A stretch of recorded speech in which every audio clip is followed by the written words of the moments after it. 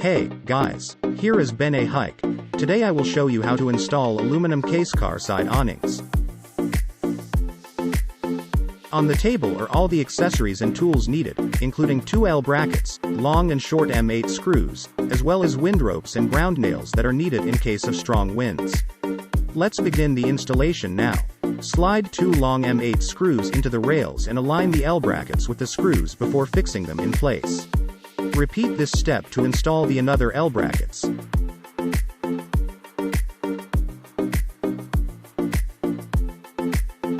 Next, slide the short screws into the 2 guide rails below, with 2 screws required for each guide rail. You can easily lift this super lightweight awning by yourself. Insert 4 screws into the holes of the L-shaped bracket, and then tighten the nuts.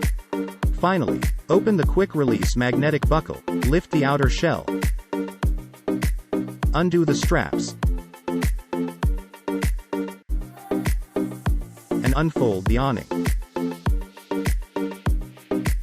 Use the 2 metal rods to support the ground and adjust to the appropriate height.